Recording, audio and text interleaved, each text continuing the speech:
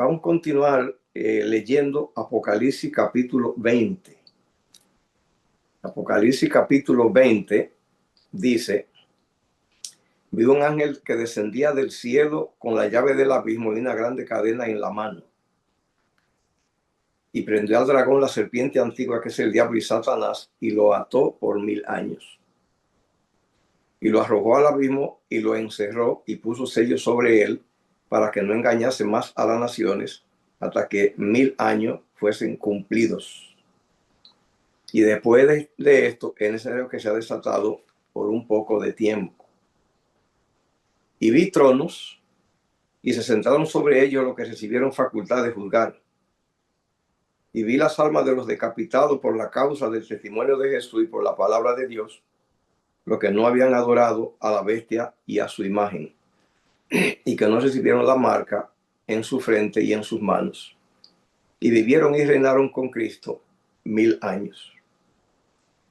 Así que usted nota que aquí dice que Juan, cuando vio el ángel que tomó a Satanás y lo ató, lo amarró, puso un sello sobre él, lo arrojó al abismo.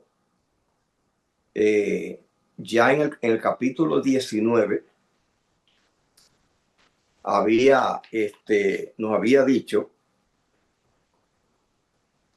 una información con respecto a la bestia y al falso profeta, pero no nos había dicho nada de Satanás. En la batalla del Armagedón del capítulo 19, allí dice el versículo 20: y la bestia fue apresada y con ella el falso profeta que había hecho delante de ella las señales con las que había engañado a los que recibieron la marca de la bestia y habían adorado su imagen. Estos dos fueron lanzados vivos dentro de un lago que arde con fuego y azufre.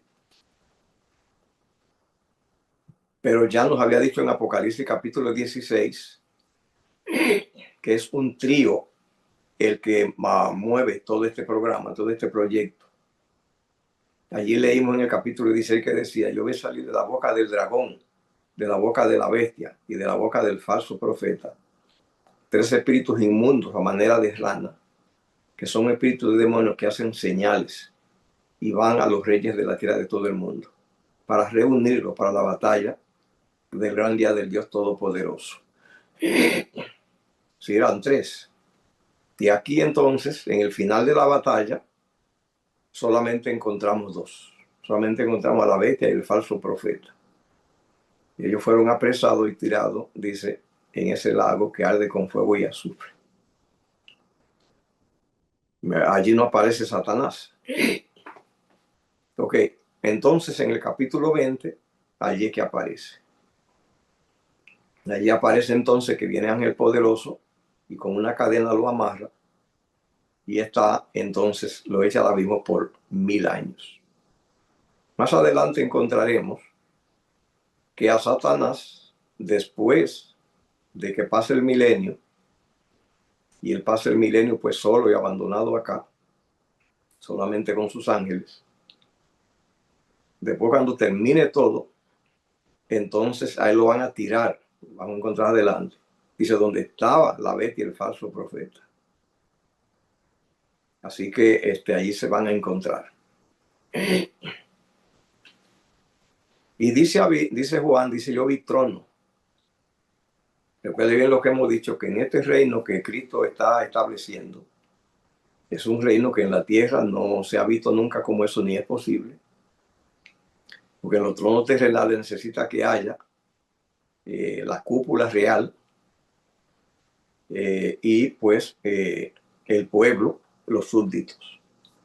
Y que en este reino que Cristo está estableciendo no va a haber súbditos, sino que Cristo, a todo el que lo invite a unirse a su plan, simplemente va a ser rey, a reinar también. O sea, Cristo, la invitación que le hace es, dice, para que reine con él en su trono. Así va a ser ese reino. Así que entonces dice aquí: vi tronos y se sentaron sobre ellos los que recibieron la facultad de juzgar. Y vi las almas de los decapitados por el testimonio de Jesucristo. Indica pues que vio ese grupo que fueron decapitados. ¿Quiénes son esos? Son aquellos que en toda la historia ellos dieron su vida. Este grupo no son los 144,000, porque los 144,000 no van a morir. Así que está hablando aquí de todos esos millones que durante la historia, sobre todo a partir de que el papado tomó dominio, a partir de lo que fue la Edad Media, del 538 a 1798, todas las matanzas que se hacían en nombre de la Inquisición. Allí murió mucha gente, millones, porque no adoraron a la bestia de su imagen. ¿Ve? Así que por eso dice de esa manera. Dice, vi trono y lo que recibieron, se sentaron los que recibieron la facultad de jugar, y vi las almas de los decapitados. Indica que vio mucha gente y vio allí también a los que fueron decapitados, muertos. Indica que vio también a los que no murieron. Esa es la gente que Jesús va a venir a buscar, todos los que se salven, desde el primer muerto que hubo, que fue Abel, y también los que estén vivos. El Señor viene a buscar, y eso es la iglesia. Y los lleva al cielo, y por 1000 años ellos van entonces a revisar todos los archivos que existen de Satanás, de los impíos, de ellos mismos, de todo. Recuerda que la tecnología del cielo es muy avanzada. Y allí no van a estar pues con lupa, con lente, con lámpara, buscando rollo y leyendo acá. Allí simplemente la tecnología avanzada, y allí ellos van a tener simplemente la misma historia que ocurrió. Esa cámara tiene poder para simplemente copiarla. Ellos van a ver la historia del mundo con cada detalle. Porque allí simplemente es un doble que va a haber de la historia. La historia real y lo que tienen allí, sin perder nada. Y ellos van a ver todo. ¿Dónde va a empezar ellos a ver? Van a empezar cuando cuando Dios creó a Lucifer. Allí va a empezar todo. Y se va a ver en esa película, en esos registros, aparecen las intenciones, los pensamientos, todo. Y se va a ver allí, pues, cómo él se fue degradando, y todas las astucias que ha usado minuciosamente hasta la segunda venida de Cristo. Y se va a ver todo, y de cada persona que ha vivido en este mundo. Allí va a aparecer, y ellos lo van a ver. Esos son los registros. Ellos van a hacer juicio. Y cuando termine ese juicio, entonces cuando ya el Señor dice, ok, regresamos a la tierra.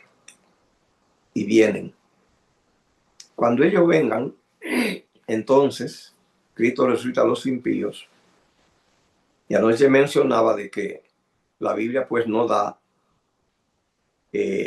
fechas ni periodos de tiempo con números con respecto a cuánto tiempo va a durar esa batalla, ese conflicto después del milenio. ¿Ve? Solamente dice va a ser Satanás suelto por un poco de tiempo. Pero lo que quiero es que tengamos una idea cómo va a ser esto. Recuerde bien cuánta gente va a haber, porque ahora mismo tenemos 8,000 millones de personas, pero solo esta generación. Allí es todas las generaciones, la de antes del diluvio y todas. Va a resucitar Caín, y va a resucitar todos los que se perdieron, todos, de toda la historia. Toda la gente que fue destruida en el diluvio, que no se salvaron, y bien el resto de la historia. Ok, ¿cuánto tiempo necesitan ellos que Dios le conceda? Tenemos que saber que el tiempo que ellos van a tener allí es el tiempo que ellos digan. Ellos son los que saben cuánto tiempo necesitan. Ellos son los que saben cuándo ellos van a decidir destruirse.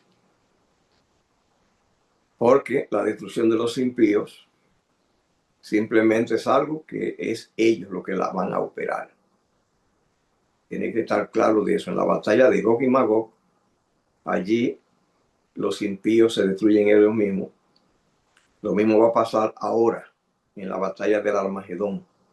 Las naciones se están preparando, están llenas de armas y ellas se van a atacar y ellos son los que le ponen fin a la existencia de la humanidad. Ahora, ¿cuánto tiempo necesitan? La Biblia no dice, pero para que tengamos una idea. Al levantarse toda esa gente allí, va a haber una mezcla de culturas, porque la cultura que ha habido son miles y miles y miles y miles desde el principio del mundo, en todos los rincones habidos y por haber de la tierra. Y ellos allí necesitan tiempo para poderse conocer entre todos. Los idiomas que hay desde el principio del mundo son miles, miles y miles y miles y miles. Ellos necesitan tiempo hasta que ellos puedan comunicarse entre ellos, entre todos. ¿Ve? Luego entonces ellos necesitan, escuche bien, eso es, Satanás tiene un plan, recuerde que se llama batalla, guerra. Satanás tiene un plan es de desarrollar armas. Armas que hoy el hombre no es capaz de imaginar. Les diré por qué no. Por ejemplo, hay mucha gente que cree que hoy hay mucha tecnología. Eso no es cierto. No crea que existe tecnología. No crea que hay avance tecnológico. No acepte eso. ¿Por qué no? Porque simplemente los científicos, ellos son enemigos. Ellos no cooperan para que la tecnología se desarrolle. Les voy a decir por qué. Cada vez que los gobiernos y las grandes empresas ven que hay una tecnología que puede dañar el negocio que ya tienen, ellos la engavetan. Y ellos para eso han tenido que simplemente comprar con dinero a mucha gente para que no desarrolle tecnologías y matar a muchísima gente para que no desarrolle tecnología porque le daña el negocio que tienen. Le voy a poner un ejemplo.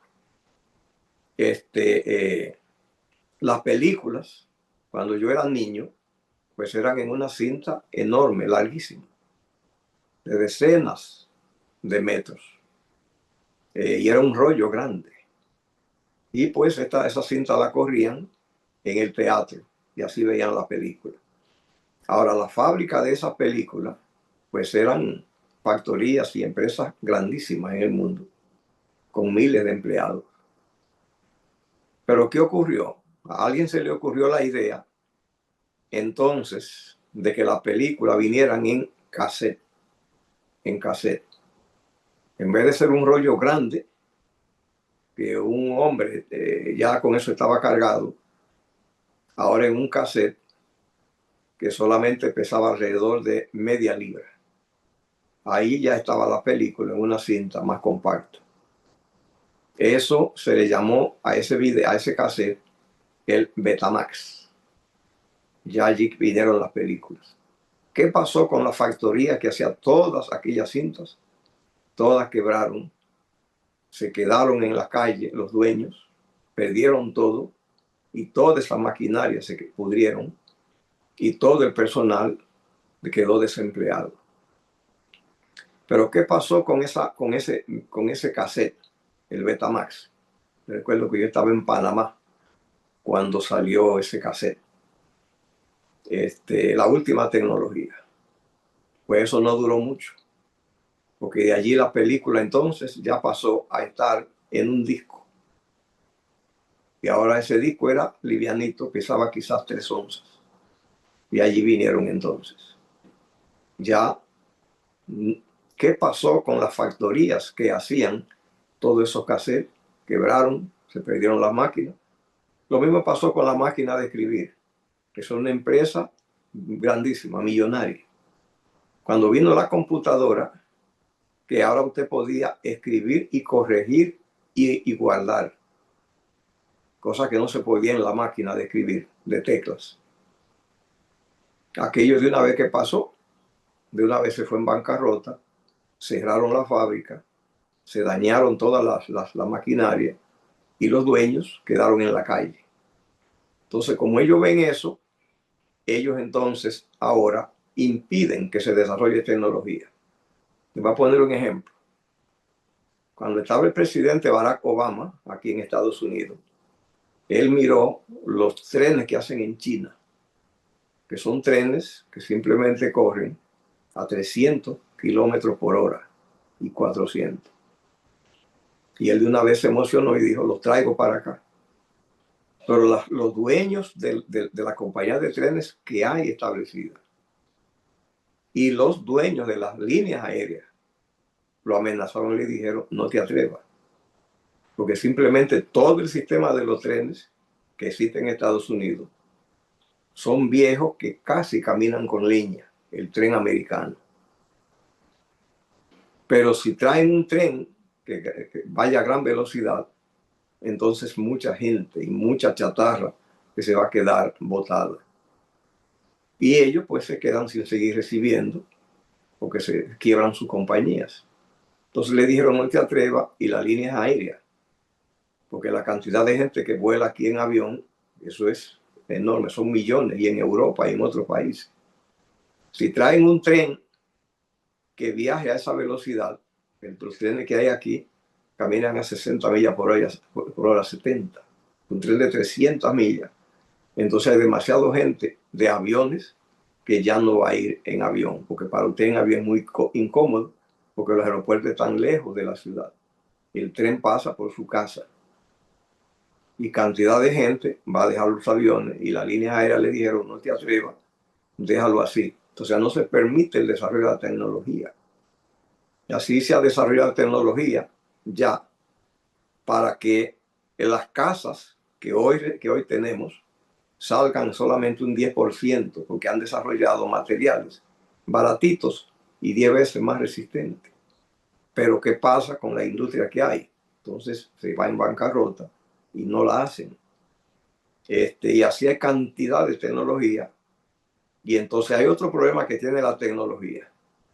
Cuando se trata de tecnología muy avanzada, que se puede usar para asuntos militares, los gobiernos entonces tienen un problema que impiden el desarrollo. Y es que le dicen a los ingenieros de ellos,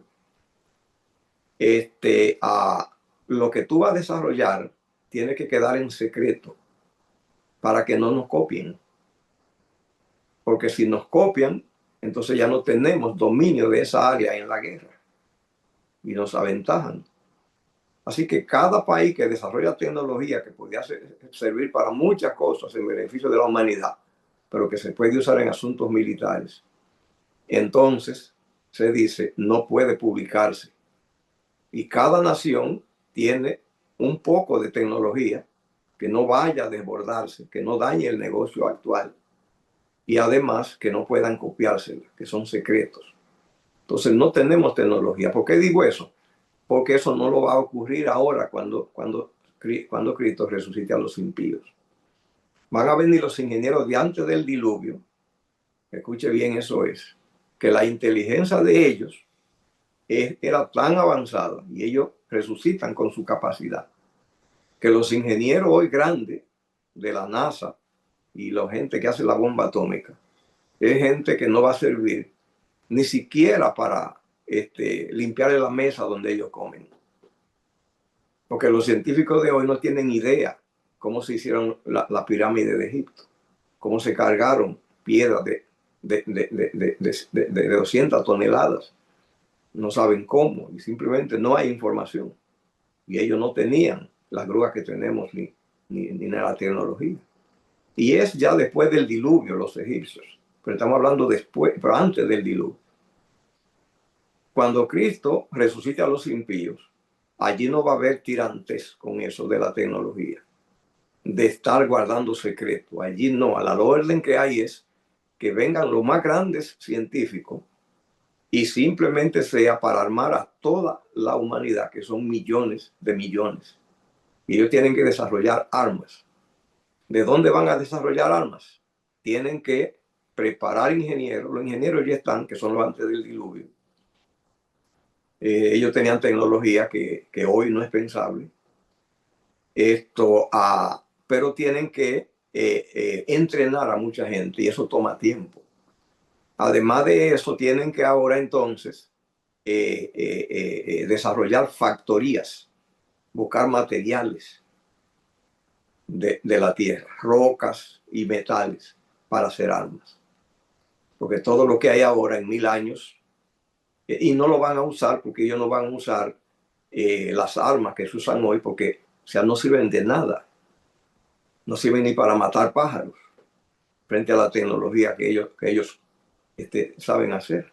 O sea, es una chatarra que no les sirve para nada. Es un obstáculo. Si hoy un hombre tiene una ametralladora con balas, y ellos desarrollarán tecnología que una bala como esa tendrá el poder, más poder que un misil intercontinental. O sea que un solo hombre de ese tiempo, después del milenio, como se van a preparar, uno solo, simplemente pone en jaque a todo el ejército de los Estados Unidos, uno solo. Y no pueden funcionar, no pueden derrotarlo. Porque son gente que tienen inteligencia, los antes del diluvio, y ellos desarrollarán armas. Porque el ejército se va a preparar y es grande. ¿Ve? Un ejército que llena toda la superficie de la tierra. ¿Por qué se prepararán así? Mire por qué. Porque es para tomar la santa ciudad. Esa es la batalla de Gog y Magog para tomar la ciudad, la santa ciudad que va a descender. Y como la santa ciudad está llena de metales preciosos, que cada puerta tiene 12 puertas, cada puerta es una perla diferente, y además el resto es de oro transparente, un oro que no existe en la tierra. Y ellos ven que hay allí, porque el plan de Satanás es quedarse con la tierra.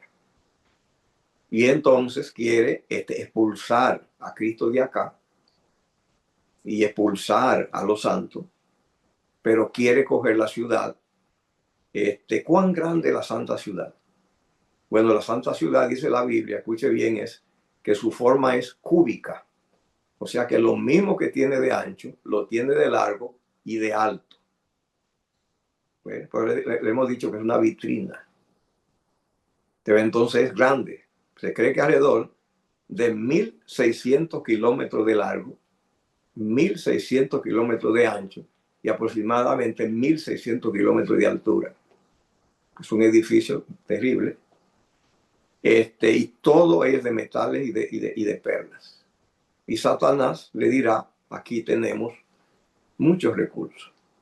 Y se va a preparar un ejército para tomarla. Pero eso necesita tiempo, que se entiendan todos, que los ingenieros de antes del diluvio puedan aprender los idiomas, que vaya en forma gradual de jerarquía, desde los más grandes hasta el último, en la cadena de mando, para armar a todo el mundo para tomar la ciudad. Entonces eso toma tiempo. Que puedan desarrollar esas armas, desarrollar factorías, desarrollar fábricas y luego fabricar armas para tanta gente. Todo ese tiempo lo necesitan. ¿Qué va a pasar cuando ellos ya se sientan preparados y entrenados, que tengan ya las armas? Armas, les repito, que hoy o sea, no tenemos cerebros que pueda crear, no tenemos. Los ingenieros de antes del diluvio eran gente que tenían una mente gigantesca, que los hombres hoy no son capaces de poder hacer las cosas que se pueden hacer con la materia que ellos saben hacer. ¿Ve? Así que entonces a ellos que se le va a poner de jefe para que ellos sean los que desarrollen la tecnología. Pero también ellos necesitan comida. Así que hay que desarrollar también proyectos agrícolas para alimentar a tanta gente. Así que para que tengan una idea de que es para largo, necesita mucho tiempo. Y como Dios no va a intervenir, porque Dios no obstruye al ser humano, lo va a dejar que ellos hagan su proyecto, sin molestarlo. ¿Ve? Así que todo eso son datos importantes. Así que entonces dice aquí, vi tronos y se sentaron sobre ellos los que recibieron facultad de jugar, y vi las almas de los decapitados por la causa del testimonio de Jesús y la palabra de Dios, los que no habían adorado a la bestia en esa imagen, que no sirvieron la marca en la frente y en la mano, vivieron y reinaron con Cristo 1000 años. Ese vivieron indica que estaban muertos. Si está hablando los que murieron, vivieron. Y también los que no murieron están allí. Y todos reinaron con Cristo 1000 años. Así que entonces dice, pero los otros muertos no tornaron a vivir sino hasta que se cumplieron 1000 años con respecto a la primera resurrección. Está hablando allí que son 2 resurrecciones. Estoy hablando leyendo Apocalipsis 25. Entonces, ¿qué dice? Bienaventurado el santo el que tenga parte en la primera resurrección. Lo que está diciendo, esos son los que son salvos.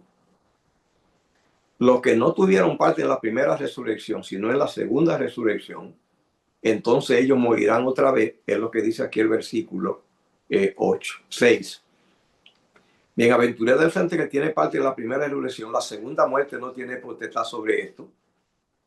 ¿Qué está diciendo? Que los que son de la segunda resurrección, la segunda muerte tendrá potestad sobre ellos. Pero los de la primera resurrección no. Sino que dicen, serán sacerdotes de Dios y de Cristo y reinarán con él 1000 años. Dice el versículo 7. Cuando los 1000 años sean cumplidos, Satanás es suelto de su prisión. ¿En qué consiste la soltura que le dan? Simplemente que él aquí estaba amarrado en una cadena de circunstancias, estaba solo, porque todo su pueblo, su gente, sus súbditos, estaban muertos y ahora resucitan. Entonces Satanás, hay 2 engaños que le va a implantar. El primer engaño que le va a implantar es que fue él quien lo resucitó. Así que ellos le creerán. Y el segundo es de que ya la guerra ya está ganada. Que ya todo lo que hay que hacer es tomar la santa ciudad.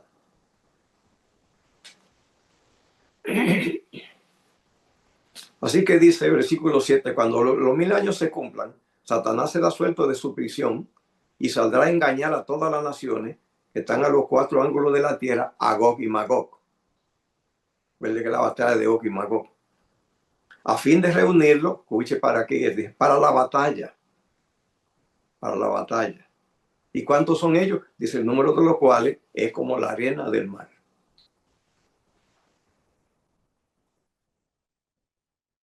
Subieron sobre la anchura de la tierra y rodearon el campamento de los santos, Apocalipsis 29.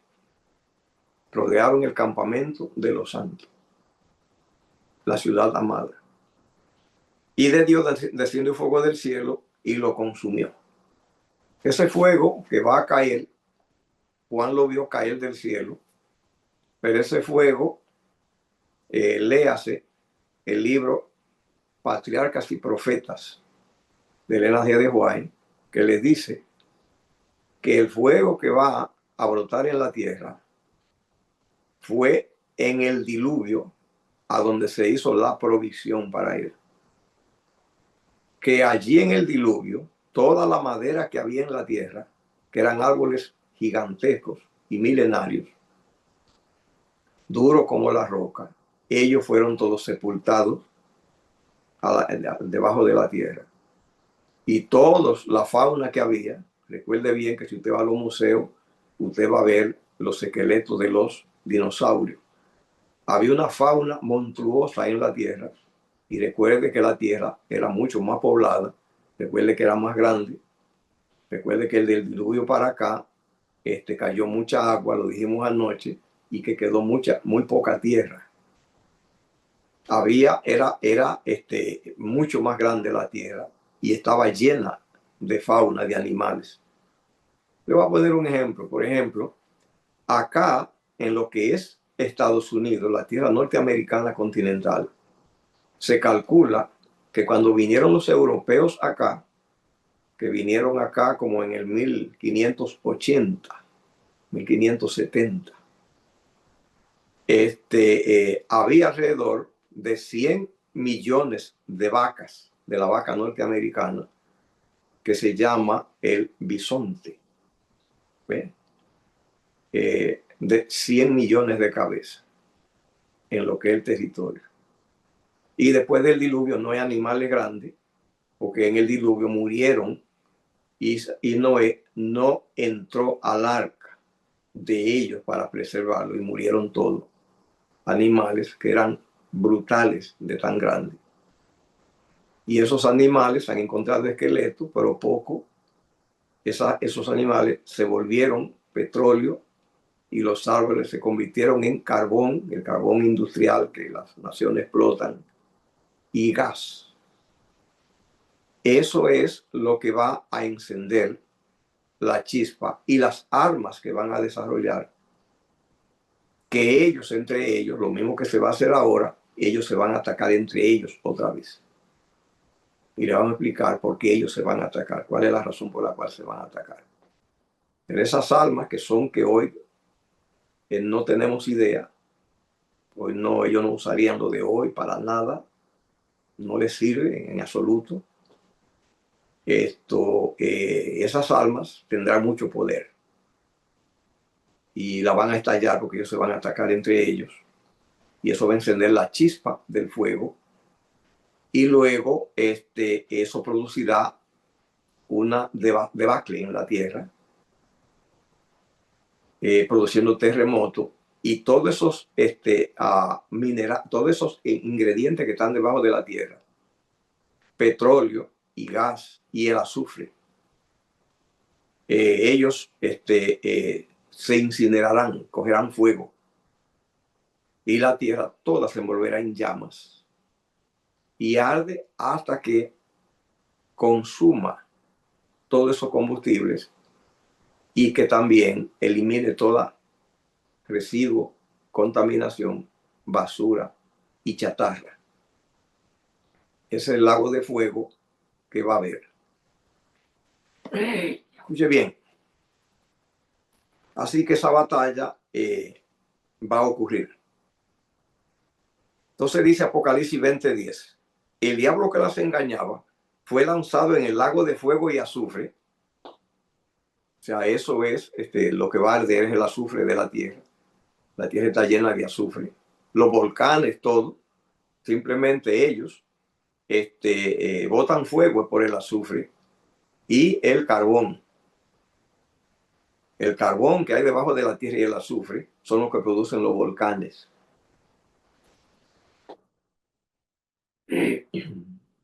Se calienta abajo y al calentar se encuentra agua, el agua se convierte en vapor y el vapor derrite la roca y entonces busca eruptar y botando la lava es que produce esos conos que se convierten en montañas altísimas donde hay volcanes. Y esa tierra que erupta y hace esa prominencia deja un hueco debajo de la tierra porque ella salió de algún lugar. Pues el hueco que hay debajo de la tierra es del tamaño también del volcán de la montaña que se formó de la tierra que salió. Cuando la tierra sea sacudida, entonces esos huecos van a reclamar la tierra, su tierra, y entonces se van a caer esa montaña sobre el hueco que ellos mismos produjeron. Y la estampida que eso produce de esa montaña cayendo sobre su propio hueco produce un terremoto planetario. Y no se trata de uno ni dos, si hay miles de volcanes en el mundo.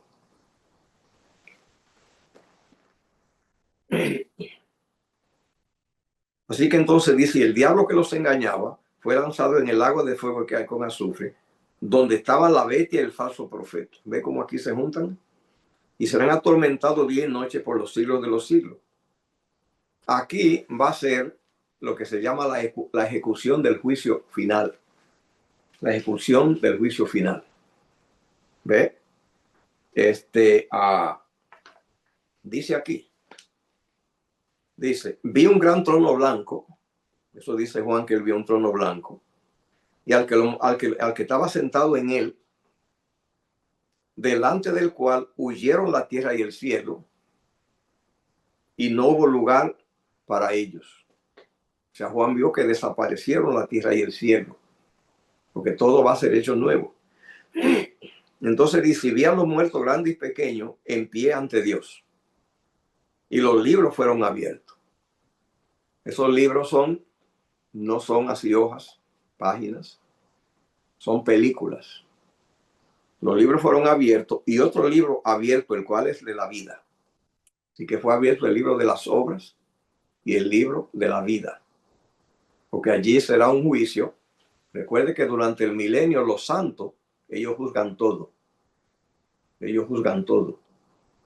Pero se necesita que los impíos, grábese esto, tienen que hacer el mismo trabajo. Los santos Dios los lleva para que ellos mismos sean los que se certifiquen de cómo pasó lo que pasó. Pues esa revisión y ese conocimiento de cómo las cosas ocurrieron, los impíos también necesitan saberla. Por lo tanto, entonces, a ellos se les va a mostrar también los rollos, que ellos conozcan cómo pasó todo. Porque recuerde bien que quien va a hacer el juicio, grábese esto, no es Dios. Quien va a hacer el juicio somos nosotros, la gente que estuvo envuelta en el conflicto, que somos los humanos, somos los que vamos a hacer el juicio. ¿Ve? Miren lo que dice aquí, Evangelio de San Juan, capítulo 12, versículo 47. Juan 12, 47. Miren lo que dice. Dice Cristo, al que oye mi palabra y no la guarda, yo no le juzgo. Así que el juicio no lo va a hacer Dios. Porque no he venido a juzgar al mundo, sino a salvar al mundo. Aquí le asignaron solo salvar. ¿Ve? Juan 12, 47. El que me rechaza y no recibe mi palabra, tiene quien le juzgue. Juan 12, 48. La palabra que he hablado, ella le juzgará en el día postrero. Pero la palabra es un código. Es un código moral. Entonces, quien tiene que tomar decisiones con respecto a ese código moral son las personas para los cuales se escribió ese código, que fue para los seres humanos. Así que entonces, el juicio es algo que lo hicimos nosotros. Ahora escuche este cuadro. Grábese esto que voy a decir. Es lo siguiente. El juicio que Dios hace a las naciones, que estamos mirando ahora, tiene muchas etapas. Vea una de ellas. Por ejemplo, nosotros los adventistas del séptimo día creemos que cuando la gente muere está inconsciente. Escuche eso. Y que cuando Cristo venga no hace reunión de nadie. Cristo aparece en las nubes tomando decisiones. Aparece, se lleva un grupo y otro lo deja. Entonces, ¿cuándo fue que él hizo el proceso? No es en la venida. En la venida él parece que todo estaba ya determinado. Él ya de una vez lo que hace es que se lleva a uno, se lo toma y otro lo deja. O sea, no hubo un careo, no hubo una reunión a donde se trató las conductas, como pasa en las cortes en la tierra. Allí está con un abogado, está con un fiscal y un juez. Y después traen un jurado y se ventila con muchas complicaciones. Allí cuando Cristo venga no va a pasar nada parecido. Él aparece y se lleva a uno y otros se quedan. Ahora, los otros, la gente que no es adventista, ellos creen que cuando viene el fin del mundo, también Aunque ellos creen en la inmortalidad del alma y creen que los malos se van al infierno, pero creen que se va cuando muere y que los buenos se van al cielo cuando muere. O sea, ambos creemos que en el momento de que ya después de muerto no hay juicio. Porque si alguien se muere y se va al cielo, y alguien se muere y se va al infierno, como creen muchos, entonces, ¿cuándo fue el juicio para determinarlo? Escuche bien eso. Entonces, tenemos que hacernos esa pregunta. ¿Cuándo es el juicio? Entonces, no es después de muerto para determinar. Este juicio que está haciendo aquí no es un juicio para ver quién se salva y quién no.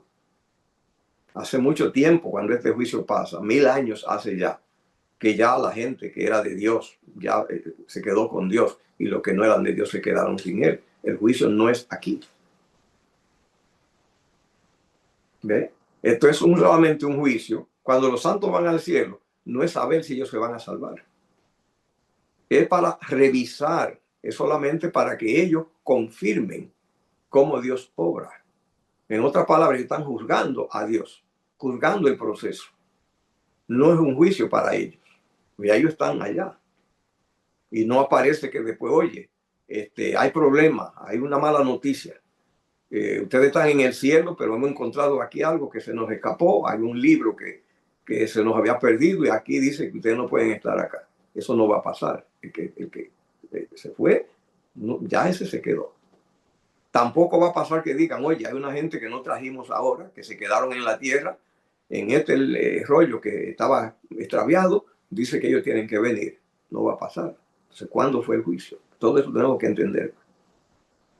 El juicio, querido, grave es esto, que esto es muy solemne. Cuando la persona muere, ya el juicio ya terminó, ya pasó. Aquel que determina dónde vamos a ir. ¿Cómo lo sabemos? Por eso, porque cuando Cristo viene no hay reunión, no hay careo, no hay proceso. ¿Ve? Entonces, ¿cuándo es el juicio? La Biblia dice que hay juicio. El juicio, querido, es mientras vivimos. Por eso, al morir, las cosas quedaron cada uno donde tenían que estar. En el momento de la muerte, las cosas quedaron ya determinadas. La gente cuando murió quedó determinado su destino. ¿Cuándo fue juzgado? Entonces fuimos juzgados ahora mientras vivimos. Grábese esto, querido. El juicio que determina el destino suyo está pasando mientras usted vive. Usted está siendo juzgado es ahora. El juicio de los seres humanos de todos comienza cuando la persona tiene uso de razón. Y por eso es que se dice que nuestros padres o abuelos decían, cuando una persona todavía es niño, dice, no tiene juicio. Pero cuando pasa de los 7 o 8 años, decía, ya él tiene juicio. Ellos sabían que estaban diciendo. Es la etapa cuando comienza el juicio. Ahora, ese juicio, ¿cómo opera? Aquí dice, la palabra que yo he hablado lo juzgará. Indica que usted tiene que aprender cómo funciona Dios. Y con sus decisiones, usted está determinando usted y no Dios dónde usted quiere estar.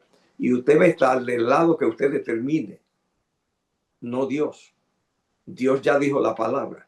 Ya dijo cómo es que eso va. Es usted y yo los que nos encargamos de los resultados. Por lo tanto, cuando usted está bañándose, recuerde que usted está en juicio. Cuando está comiendo, recuerde que está en juicio. Porque es todo movimiento, toda palabra, todo lo que pasa es lo que van a contar. ¿Ve? Así que si usted está en el parque, usted está en juicio. Toda llamada de teléfono que usted hace o recibe, tenga cuidado lo que habla, porque el juicio se hace nuestro, es en la dinámica de la vida. Cuando muere, ya cada cosa, ya dicen a dónde va. ¿Cuándo lo determinaron? Lo determinaron hacia por lo que pasó mientras yo estaba vivo. O sea, es ahora. Mucha gente se pregunta, wow, ¿cuándo será el juicio? Y otros preguntan, ¿y cómo será? Uy, ¿y cómo yo voy a pasar? Y se la pasan nerviosos, que no saben. Ahórrese eso. Usted es el que determina ahora, hoy, su juicio. Simplemente estudie la palabra y vea qué usted hace con ella. La palabra es la que va a decir qué lado usted queda. Y lo determina mientras usted está viviendo, cómo usted la maneja. Evite situaciones que le busquen problemas porque tiene un costo, porque la vida, la dinámica, esa es la que dice que lado vamos a estar. Ahora vivo. Mientras estoy comiendo, ahí es el juicio. Mientras duermo, es el juicio. Mientras trabajo, es el juicio. Mientras manejo, es el juicio. El juicio es mientras actúa, mientras usted está comiendo. Todos los pensamientos. Mire lo que dice aquí en Eclesiastés. Mire lo que dice aquí Eclesiastés 12:13. ¿Ve? Eclesiastés. Mire lo que dice. Mire aquí dice. El fin de todo discurso oído es este, Eclesiastés 12:13. Escuche bien. Teme a Dios y guarda su mandamiento, porque este es el todo del hombre, porque Dios traerá toda obra a juicio, juntamente con toda cosa oculta. ¿Ve? Toda cosa cubierta, sea buena o mala. El fin de todo discurso oído es este. Teme a Dios y guarda su mandamiento, porque este es el todo del hombre, porque Dios traerá toda obra a juicio, juntamente con toda cosa encubierta, sea buena o mala. Entonces, midamos nuestra palabra, midamos nuestro pensamiento, midamos nuestras obras, midamos nuestro comportamiento. Mucha gente se perderá por ignorancia, porque decía yo no sabía. En el cielo eso no vale. Jehová hay dos cosas que pide. Usted tiene que saber cómo funciona lo que Dios mandó, qué es lo que Él dijo y cumplirlo. ¿Ve? Así que la persona que no sabía va a tener problemas. Mire lo que dice aquí en Romanos capítulo 2. Mire lo que dice aquí. Romanos. ¿Ve? Mire aquí. Romanos capítulo 2 y el versículo 14. 12. Romanos 2:12. Escuche lo que dice. Porque todo lo que sin ley han pecado, sin ley perecerán. Todo lo que sin ley pecaron, sin ley perecerán. Y lo que en la ley han pecado, por la ley serán juzgados. Así que el que no supo nada, pues se perdió porque no sabía. Y lo que sabían, se le va a pedir cuenta que hicieron lo que sabían, con lo que sabían. Cuando no tenga miedo de cómo te va a salir en el juicio lejanos, no hay juicio allá. Ahora. El juicio pasa ahora. Usted hace así, cierra los ojos, porque se muere. Ahí las cosas quedaron donde tenían que quedar. No se mueve nada. Se deja así como está. Ya allí nuestras palabras, nuestras acciones, nuestros pensamientos, nuestras actitudes, todo como manejamos. Eso, mientras actuábamos, era lo que contaba. Eso es importante que sepamos eso con respecto al juicio. Escuche bien. Entonces, Apocalipsis capítulo 20 dice así. Vi un gran trono blanco y el que estaba sentado en él, delante del cual huyeron la tierra y el cielo, en ningún lugar apareció para ellos. Y vi a los muertos grandes y pequeños de pie ante Dios. ¿Cuántos muertos? Todos. Todos. ¿Ve? ¿Cuánta gente murió? Bueno, mucha gente murió. Todos. ¿Ve? Y los libros fueron abiertos y otro libro. Los libros son el libro de las acciones. Y otro libro fue abierto, que es el libro de la vida. Y fueron juzgados los muertos por las cosas que estaban escritas en los libros, según sus obras. Así que nuestras obras importan. Y el mar entregó los muertos que había en él, y la muerte y el Hades entregaron los muertos que había en ellos, y fueron juzgados cada uno según sus obras. O sea, cuidemos nuestras acciones. Y la muerte y el Hades fueron lanzados en el lago de fuego. Esta es la muerte segunda. Y el que no se halló escrito en el libro de la vida fue lanzado en el lago de fuego. ¿Cómo se escribe uno en el libro de la vida? En el libro de la vida se inscribe simplemente recibiendo la vida. La vida es Cristo. La vida es la inmortalidad.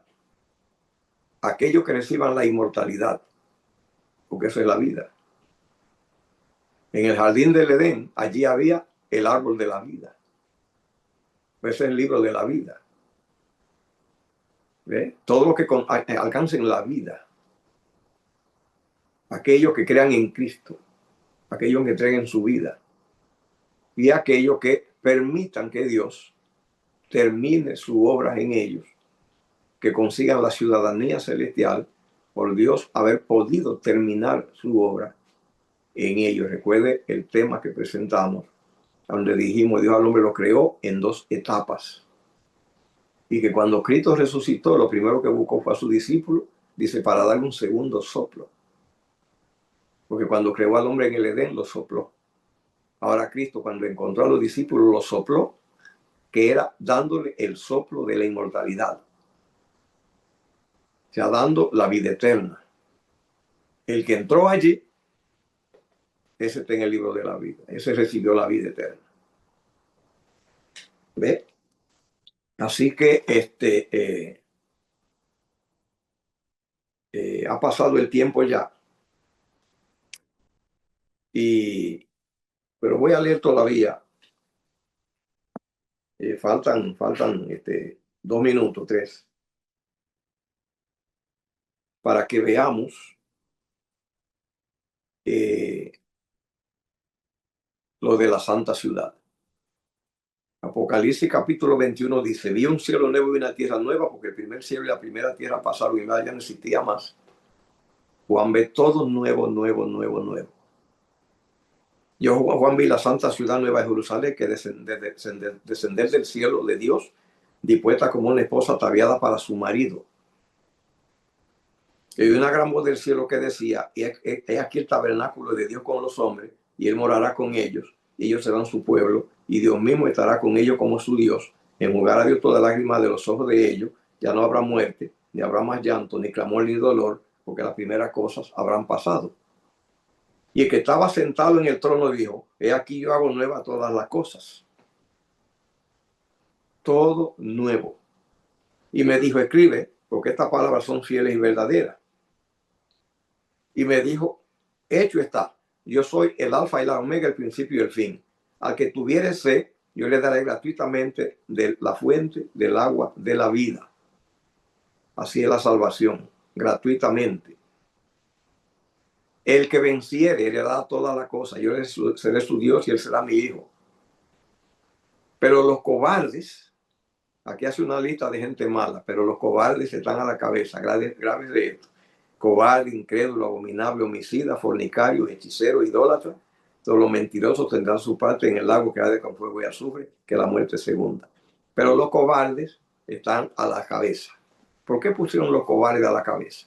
Porque esa es la debilidad que va a llevar más gente al infierno. ¿Por qué? Porque simplemente los seres humanos estamos sujetos a personas, dependemos de personas. Los hijos dependen de los padres. Las esposas dependen de los esposos. Los esposos dependemos en mucho de que el hogar pueda caminar, y la influencia de la esposa pesa enormemente. Pero ¿qué pasa? Nosotros estamos sujetos a las leyes de las naciones. Nosotros estamos sujetos a los asuntos culturales. ¿Ve? Pero nosotros estamos sujetos a los empleadores para nosotros poder tener comida y sujetos a la influencia social. Ese elemento de esa sujeción es que va a producir más gente perdida. ¿Ve? Pero hay que tener cuidado, estudiar bien la palabra para uno saber cuándo decir no. y cuándo decir sí. Porque la influencia que tiene la gente sobre la gente es increíble. Por ejemplo, Adán. ¿Por qué Adán se perdió? La Biblia dice que Adán no fue engañado. Adán se perdió por la influencia que tenía sobre él la mujer. Simplemente cuando él vio que ella comió del árbol, se estremeció.